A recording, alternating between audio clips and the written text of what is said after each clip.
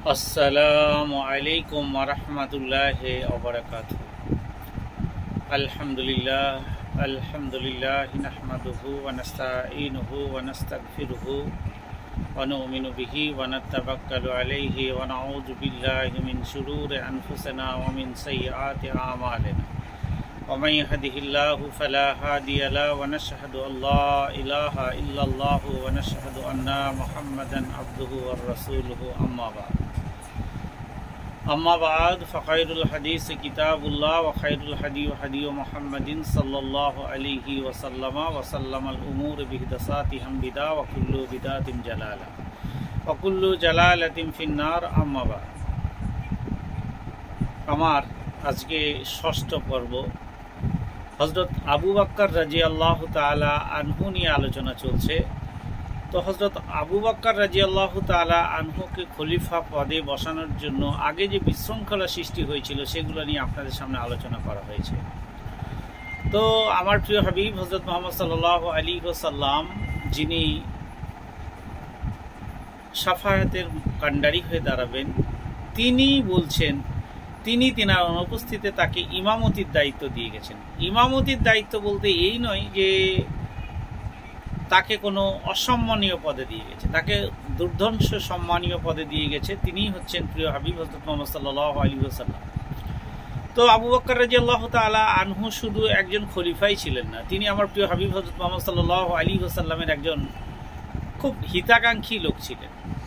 সব সময় তাকে কিভাবে বুক দিয়ে আগলে রাখবে, তাকে কিভাবে কি করবে সেটা তিনিই করেছেন। তো সেই পরিধি অনুযায়ী তিনি যখন খলিফার পদ পেলেন তখন তিনি কি ভাবছেন বা খলিফা পদ নিয়ে তিনি কিভাবে তার শাসন ব্যবস্থা পরিচালনা করবেন, কি করে সামরিক ব্যবস্থা গঠন করবেন, কি করে অসামরিক শাসন ব্যবস্থা গঠন করবেন, কি করে পৃথিবীকে সারা আরব দুনিয়াকে, সারা বিশ্বকে তিনি হাতের কবজার ভিতরে এনে ইসলামিক শাসন ব্যবস্থা পরিচালনা করবেন, এরকম ভাবনা তিনার ভিতরে উদয় হতে লাগলো।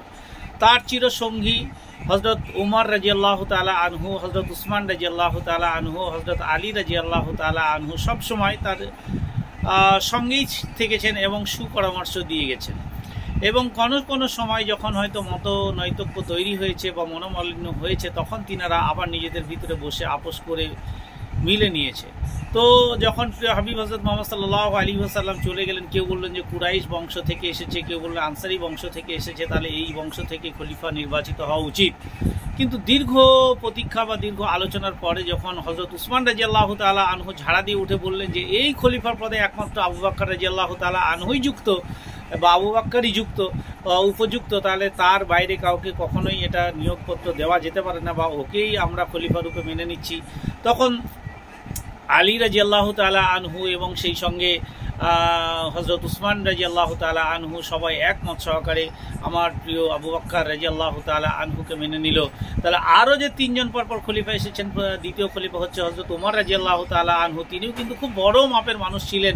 তা তিনার ব্যাপারে নিশ্চয় পরে আসছি, এর পরেই তিনার ব্যাপার নিয়ে আলোচনা করব। আগামীকাল হয়তো প্রথম অধ্যায় হযরত উমর রাদিয়াল্লাহু তাআলা আনহু নিয়ে হবে। তারপর কিছুদিন পর্ব চলার পরই হযরত উসমান রাদিয়াল্লাহু তাআলা নিয়ে আলোচনা হবে। কিছুদিন আলোচনা হওয়ার পরই হযরত আলী রাদিয়াল্লাহু তাআলা আনহু হবে। যদি আল্লাহ তাবারক ওয়া তাআলা হায়াত দিয়ে থাকেন তাহলে আপনাদের সামনে বলতে পারবো।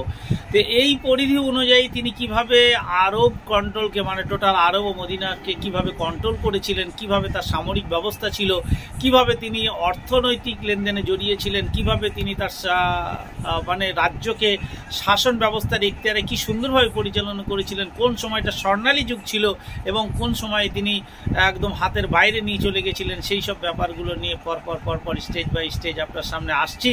হযরত আবু বকর রাদিয়াল্লাহু তাআলা আনহু সম্বন্ধে আপনার অনেক জ্ঞান রয়েছে বা অনেক জানেন, অনেক বুঝেন যে প্রথম খলিফা হচ্ছে ইসলামের আমার প্রিয় হাবিব হযরত মুহাম্মদ সাল্লাল্লাহু আলাইহি ওয়াসাল্লাম যখন ইন্তেকাল করলেন পরই যিনি আসছেন তিনি হচ্ছেন আমার ওই যে হযরত আবু বকর রাদিয়াল্লাহু তাআলা আনহু। শুধু হযরত আবু বকর রাদিয়াল্লাহু তাআলা আনহু আমার প্রিয় নবীর হিতাকাঙ্ক্ষী নন, তিনি হচ্ছেন তিনার একটা শ্বশুর, আমার প্রিয় হাবিব হযরত মুহাম্মদ সাল্লাল্লাহু আলাইহি ওয়াসাল্লাম আবু বকর রাদিয়াল্লাহু তাআলা আনহু জামাই। কিন্তু কি ব্যাপারে কিভাবে হলো, তিনি তো একই সমবয়স্কের লোক, তাহলে কি করে কি অবস্থায় বিয়ে দিলেন, ক বছর বয়সে ওনার মেয়ের সঙ্গে আমার প্রিয় হাবিব হযরত মুহাম্মদ সাল্লাল্লাহু আলাইহি ওয়াসাল্লামের বিয়ে দিয়েছিলেন, এই বিষয়গুলো নিয়েও আপনাদের সামনে বলা আছে।